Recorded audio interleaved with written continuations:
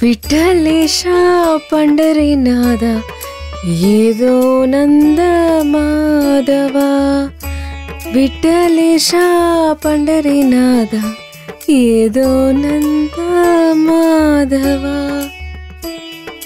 మమ్ము బ్రోవరావా హరి. ఉమా చాలా రోజుల తర్వాత ఈ ఇల్లు కళకళలాడుతోంది. నీకు చాలా మంచి ఆలోచన వచ్చింది, అదే వాయినాలు ఇవ్వటం. అమ్మ చాలా ఉత్సాహంగా సక్కు పాండుల సహాయంతో పూజ సామాగ్రిని శుభ్రం చేస్తోంది. మా అమ్మ ఇప్పుడు చిన్నపిల్లలా మారిపోయింది. మనసులో ఉన్న భారం దూది పెంజులా ఎగిరిపోయింది. ఉండండి, మీకు భోజనం వడ్డిస్తాను. నాకొద్దు, నీకు చాలా పనులుంటే నా కోసం శ్రమ పడకు.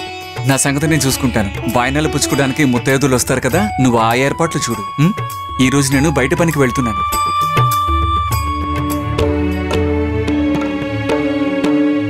ఈ రోజు కూడా వెళ్లాల్సిందేనా?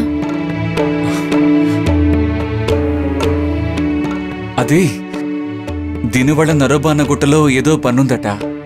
రేపు వెళ్ళండి, ఈరోజు వద్దు. ఈరోజు గుడిలో కార్యక్రమం ఉంది. ఉమా, అది మీ ఆడవాళ్ల కార్యక్రమం కదా.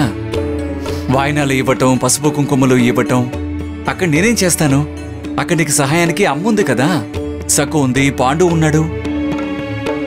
పనికి వెళ్తే 4 డబ్బులు వస్తాయి, అప్పు తీర్చొచ్చు. వెళ్ళొస్తాను. దీను నా కోసం ఎదురు చూస్తూ ఉంటాడు. జాగ్రత్త.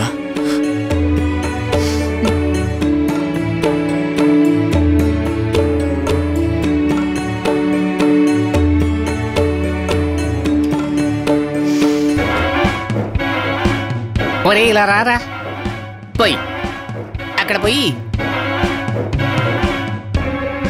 ఏరా, ఈ బుట్ట శివరాందే కదా? అవునయ్యా. నువ్వు వెళ్ళు.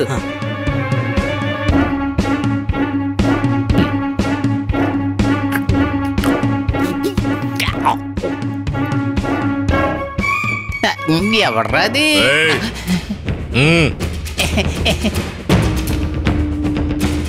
అయ్యగారు, ఉదయం నుంచి నేను మామిడికాయలు తెప్పించే పనిలోనే ఉన్నాను.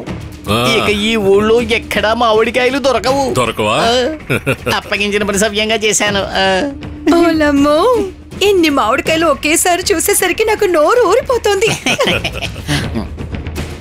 ఏమండి, ఉప్పు కారం నంచుకుని మామిడికాయలు తిన్నా? ఇప్పుడు వద్దు, ఏదో ఘనకార్యం చేసి ఉద్ధరిస్తానన్నావుగా. త్వరగా వెళ్ళి ఆ పని కానివ్వు, అది చాలా ముఖ్యం. తర్వాత ప్రశాంతంగా కూర్చొని ఈ కాయలన్నీ తిను. దాము, ఈ గదికి వెంటనే పెద్ద తాళం. దమసేట్, ఒక్కసారి కళ్ళారా చూడనివ్వండి.